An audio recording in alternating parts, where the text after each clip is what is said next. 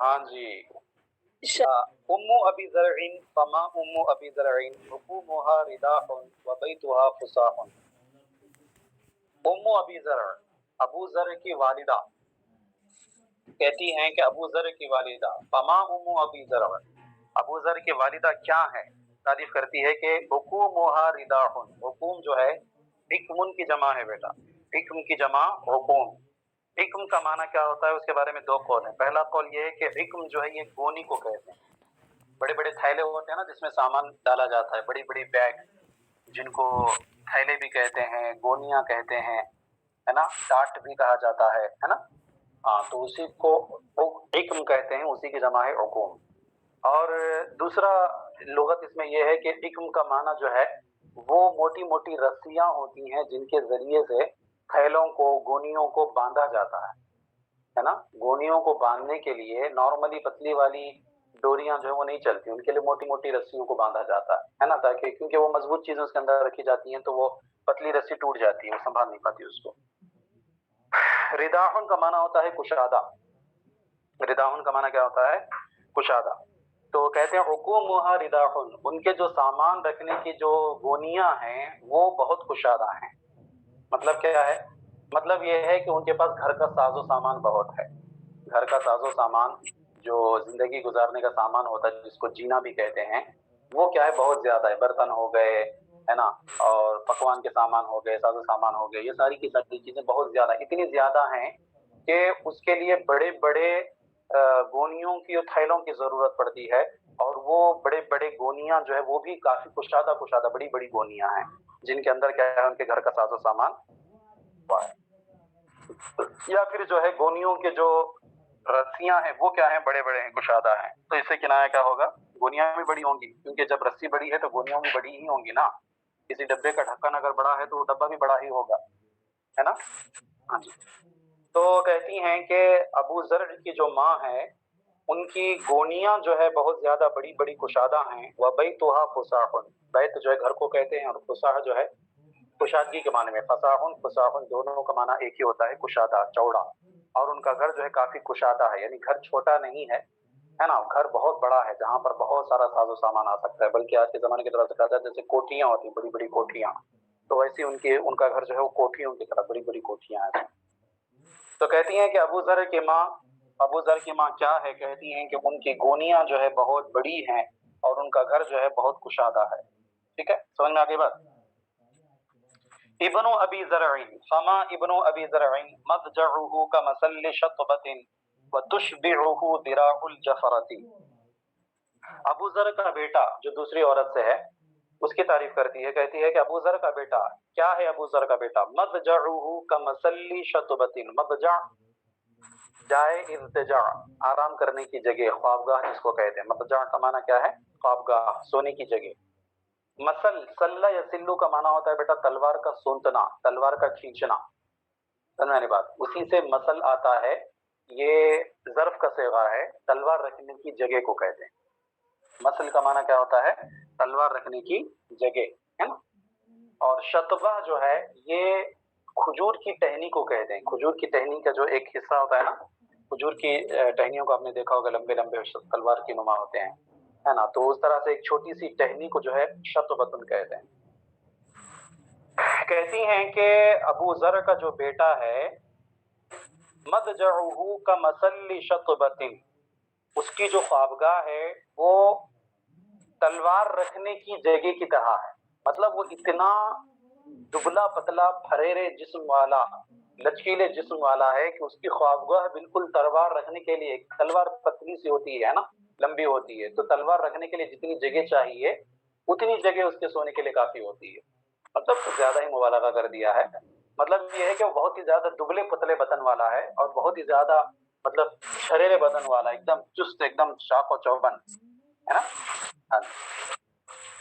کہتی ہیں کہ اس کا جو مضجع ہے، اس کی جو خوابگاہ ہے وہ تلوار سونتے ہوئے ایک ٹہنی کی طرح ہے. مطلب ایک چھوٹی سی ٹہنی تلوار رکھنے کی جگہ جو ہوتی ہے اس چھوٹی سی ٹہنی کی طرح ہے، مطلب بہت ہی چھوٹی جگہ. تو ترجمہ کرو کہ اس کی جو خوابگاہ ہے وہ ایک چھوٹی سی ٹہنی جو تلوار رکھنے کی جگہ ہوتی ہے اتنی ہی ہے. یا तलवार रखने की जगह की तरह उसकी ख्वाबगाह है। वतुशबिहुहु ज़िराउल जफरती, अशबह युशबिहु, इशबाह का माना होता है शिकम सैर कर देना, है ना, शिकम सैर कर देना। शबिया यशबहु, शिकम सैर हो जाना, पेट भर जाना, और अशबह युशबिहु का माना शिकम सैर कर देना, पेट भर देना किसी का। ज़िरा जो है ये सामने वाले जानवर के सामने वाले पैर को कहते हैं, जिसको दस्त भी कहा जाता है। जानवर के सामने वाले जो दो पैर होते हैं उनको हाथ के मानिंद माना जाता है, और पीछे के दोनों पैर जो होते हैं उनको पैरों के मानिंद माना जाता है। आप देखती होंगी कि जानवर के सामने के जो पैर होते हैं वो छोटे होते हैं, छोटे मतलब गोश्त के एतबार से, है ना, और पीछे के जो पैर होते हैं उनके ऊपर गोश्त ज्यादा चढ़ा रहता है ना। तो बहरहाल उसको ज़िराउन कहते हैं, दस्त को, है ना, हाथ को। और अल जफरा जो है ये छोटी सी बकरी को कहा जाता है, बकरी का एक बच्चा समझ लो।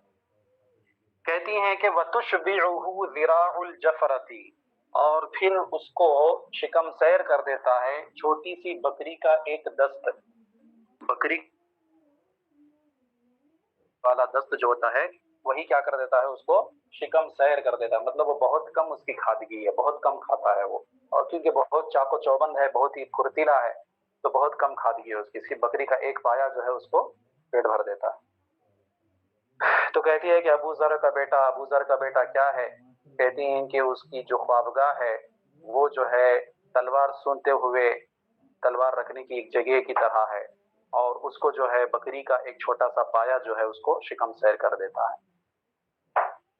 बिन्तु अबी ज़रईन, फमा बिन्तु अबी ज़रईन तौउ अबीहा व तौउ उम्मीहा व मिलउ कसाईहा व गैदु जारतिहा।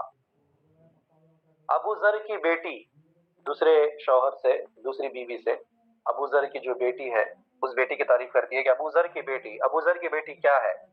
कहती हैं कि तौउ अबीहा, तौउ का माना इताअत और फरमाबरदारी, कहते अपने वालिद की फरमाबरदार, व तौउ उम्मीहा, और अपनी वालिदा की फरमाबरदार, यानी बहुत ही निहायत ही फरमाबरदार, इतनी फरमाबरदार है कि उसको जो है मजदर से ताबीर कर दिया तौउ से, है ना, यानी इंतहाई फरमाबरदार, अपने वालिद की और अपने वालिदा की इंतहाई फरमाबरदार।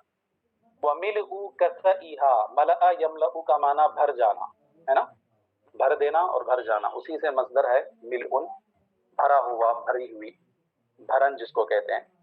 और किसा जो है ये चादर को कहते हैं, अपनी चादर को भरने वाली, मतलब मोटी ताजी है, बहुत इतनी मोटी ताजी है कि चादर लपेटती है, तो हाँ ठीक है चादर लपेटी है, वरना कई लोग होते हैं बेचारे इतने दुबले होते हैं कि चादर लपेटते हैं शॉल तो 3-4 दोहरियां जो है लपेटी जानी पड़ती है उनको, एक दोहरी लपेटेंगे तो नीचे से लेटती है, भरती ही नहीं है ना। हाँ, लेकिन इसके बारे में कहती है कि इतनी मोटी तगड़ी है कि चादर को भरने वाली है। मैंने आपको बताया था कि अरबी हजरात के नजदीक मोटापा जो है ये खूबसूरती में शुमार किया जाता है, तो इसी वजह से अरब के कलाम में जहाँ पर भी खूबसूरती की तारीफ की जाती है, मेयार बयान किया जाता है, तारीफ की जाती है, तो वहाँ पर इन चीज़ों का तज़किरा होता है। कुछ खास चीज़ें हैं जो अरबियों के नज़दीक खूबसूरत मानी जाती हैं, जैसे कि पतली कमर का होना, और मोटी सुरीन का होना, और अच्छे मोटे तगड़े जिस्म वाला होना, है ना, और मर्दों के लिए एकदम छरेरे बदन वाला होना, दुबला पतला होना, है ना, ये सब जो है अरबियों के नजदीक खूबसूरती का मेयार है ना। तो जगह जगह पर जहाँ पर खूबसूरती का मेयार बयान किया जाता है वहाँ पर ये सब चीजों का तज़किरा होता है। तो उसी सिलसिले में ये भी है। तो कहती हैं कि वमिलउ किसाईहा, और अपनी चादर को भरने वाली है, मतलब इतनी मोटी है कि वो चादर उसकी भर जाती है। वह गैदु जारतिहा, गैद का माना गुस्से को कहते हैं, गजब को कहते हैं, और जारतुन जो है ये खास पड़ोसी को कहते हैं, खास पड़ोसी, बिल्कुल करीबी पड़ोसी जो होता है उसको जारतुन कहते हैं। तो खास और सगा पड़ोसी से मुराद जो है वो सौकन को लिया जाता है, इसको लिया जाता है सौकन को, क्योंकि जो सौकन होती है वो क्या है, वो बिल्कुल खास पड़ोसी की तरह होती है, क्योंकि बिल्कुल खास करीबी रिश्तेदार तो है नहीं, पड़ोसी ही मानी जाएगी क्योंकि उसके शौहर की बीवी है। और उमूमी तौर पर एक सौकन दूसरी अपनी सौकन से क्या है, जलती है, और उसके फजा, उसके कमालात को देख करके वो जलन महसूस करती है। तो ये कहती है कि अबू जर की जो बेटी है वो अपने माँ बाप की फरमा बरदार, अपने चादर को भरने वाली, और अपने सौकन का जलापा है। सौकन का जलापा है मतलब इसकी सौकन इसकी अच्छाइयों को और इसके हुनर को देख करके जलती रहती है हमेशा। बात समझ में आ रही है? हाँ। तो कहती हैं कि और अपनी माँ की फरमा बरदार, अपनी चादर को भर, یہ اپنے سوکن کو غصے میں لانے والی ہے، جلانے والی ہے، کہ اس کی سوکن اس کی اچھائیوں کو دیکھ کر کے جلتی رہتی ہے۔ جاریت ابی زرعین فما جاریت ابی زرعین لا تبث حدیثنا تبثیثا ولا تنقص میرتنا تنقیصا ولا تملأ بیتنا تعشیشا۔ ابو ذر کی باندی، ابو ذر کی باندی جو ہے اس باندی کی تعریف کرتی ہے، کہتی ہے فما جاریت ابی زرع، ابو ذر کی باندی کیا ہے، لا تبث حدیثنا تبثیثا، بث یا بث کا معنی ہوتا ہے پھیلا دینا، اور بث یبثث تبثیث کا معنی بھی ہوتا ہے پھیلا دینا، دونوں کا معنی ایک ہی ہوتا ہے نا۔ تو کہتی ہیں کہ جو ہماری باتوں کو نہیں پھیلاتی، حدیثنا ہماری باتوں کو نہیں پھیلاتی، کیونکہ عمومی طور پر جو گھروں کی کام والیاں ہوتی ہیں، نوکرانیاں ہوتی ہیں، ان کی عادت ہوتی ہے کہ وہ گھروں کی باتوں کو لے جا کر کے ادھر ادھر پھیلا دیتی ہیں، ہے نا۔ ہاں، جو 8 گھروں میں کام کرتی ہیں تو 8 گھروں کے راز اگر جاننے ہوں تو کام والیوں سے لوگ حاصل کرتے ہیں، وہ پورے راز جو ہے لوگوں کے سامنے جا کر کے بیان کرتی ہیں کہ اس گھر میں ایسی ایسی باتیں ہوتی ہیں، ایسا ایسا ہوتا ہے وغیرہ وغیرہ، ہے نا۔ تو یہ بہت غلط بات ہوتی ہے کہ گھر کی نوکرانی جو ہوتی ہے، کام کرنے والی جو ہوتی ہے، اس کو گھر والے اس کو ایک اپنے گھر کے فرد کی طرح اس کو رتبہ دیتے ہیں، اس کو اس کے اوپر اعتماد کرتے ہیں، اور وہ ان باتوں کو لے جا کر کے پھیلاتی ہے عوام کو۔ تو یہ کہتی ہیں کہ ابو ذر کی جو باندی ہے وہ ایسی نہیں ہے، وہ ہماری باتوں کو لے جا کر کے باہر پھیلاتی نہیں ہے۔ تو تبثیثہ جو ہے یہ مفعول مطلق ہے، اور چونکہ مفعول مطلق کے لیے معنوی اعتبار سے دونوں کا معنی ایک ہونا چاہیے، اگرچہ لفظی اعتبار سے مختلف ہوں، جیسے کہ قعدت جلوسا انبتا نباتا، آپ نے مثالیں پڑھی ہیں، تو قعدت کی مفعول مطلق جلوسا کو بنا سکتے ہیں، کیونکہ قعدہ یقعد اور جلس یجلس دونوں کا معنی بیٹھنا ہی ہوتا ہے۔ اسی طرح سے یہاں پر بث یبث پھیلا دینا، اور بث یبثث پھیلا دینا، دونوں کا معنی ایک ہی ہے۔ تو تبثیث کو جو ہے مفعول مطلق بنانا درست ہو جائے گا۔ ترجمہ کریں گے کہ وہ ہماری باتوں کو خوب خوب نہیں پھیلاتی، بہت زیادہ نہیں پھیلاتی۔ ولا تنقص میرتنا تنقیصا، نقص ینقص، تنقیص کا معنی ہوتا ہے کھانے پینے کے سامان کو چوری چھپے لے جانا، چرا لینا، ہے نا۔ چرانے کا تعلق اگر کھانے پینے کی چیزوں سے ہو تو اس کو تنقیص کہتے ہیں، نقص ینقص تنقیص، ہے نا۔ اور میرتن زندگی گزارنے کی چیزیں، ہے نا۔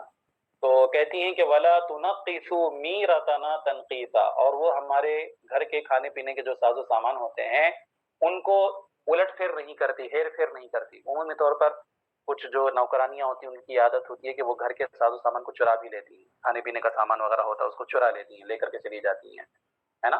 ہاں، تو لیکن یہ ہماری جو باندی ہے ابو ذر کی وہ ایسا نہیں کرتی۔ تو کہتی ہیں کہ ولا تنقص میرتنا تنقیصا، اور وہ ہمارے کھانے پینے کے ساز و سامان کو جو ہے چوری کر کے نہیں لے کے جاتی۔ ولا تملأ بیتنا تعشیشا، ملأ یملأ بھر دینا، تعشیش جو ہے یہ کوڑا کرکٹ کو کہتے ہیں، اور وہ بھی کوڑا کرکٹ سے مراد کون سا کوڑا کرکٹ؟ کہتے ہیں کہ جب پرندہ گھونسلہ بناتا ہے، پرندہ جب گھونسلہ بناتا ہے تو اس گھونسلہ بنانے کے نیچے زمین پر جو ہے کوڑا کرکٹ گر جاتا ہے، کیونکہ وہ تنکوں کو، چارے کے ٹکڑوں کو سب لے کر کے اپنی چونچ سے پکڑ کے لا کر کے پھر اس کو جوڑتا ہے نا، تو اس میں کیا ہوتا ہے کہ باریک باریک جو ذرات ہوتے ہیں وہ نیچے گرتے ہیں، تو اسی جو ذرات گرے ہوئے ہوتے ہیں انہیں کو تعشیش کہتے ہیں، انہیں کو کیا کہتے ہیں؟ تعشیش کہتے ہیں۔ یہاں پر مراد ہے مطلقاً کوڑا کرکٹ، گندگی۔ تو کہتی ہیں کہ ولا تملأ بیتنا تعشیشا، اور ہمارے گھر کو کوڑا کرکٹ سے نہیں بھرتی، مطلب یہ کہ ہمارا گھر ہمیشہ صاف ستھرا رکھتی ہے، اور نہ دوسرے کام والیوں کو بول بول کر کے کام کرانا پڑتا ہے کہ ایسا کرو ویسا کرو۔ لیکن ابو ذر کی جو باندی ہے وہ اتنی فرما بردار ہے کہ وہ ہمارے گھر میں بالکل بھی کوڑا کرکٹ نہیں رکھتی، وہ ہمیشہ صاف ستھرا رکھتی ہے گھر کو۔ تو کہتی ہیں کہ ابو ذر کی باندی کیا ہے؟ کہتی ہے کہ وہ جو ہے ہماری باتوں کو نہیں پھیلاتی، ادھر ادھر نہیں لگاتی، اور ہمارے کھانے پینے کے ساز و سامان کو لے کر کے نہیں جاتی، اور ہمارے گھر کو جو ہے وہ کوڑا کرکٹ سے نہیں بھرتی۔ تو یہاں تک اس نے ابو ذر کی خوب خوب تعریف کی، ہے نا، اور ابو ذر کی، اس کے والدہ کی، اس کے بیٹا کی، بیٹی کی، اور پھر اس کی باندی تک کی، ہر ایک کی تعریف کی۔ اب یہاں سے اس کا جو ڈارک پہلو ہے، تھوڑی سی کمی جو ہے اس کو بھی بیان کرتی ہے، اس کو رہنے دیجیے، انشاءاللہ العزیز کل پڑھیں گے، ٹھیک ہے۔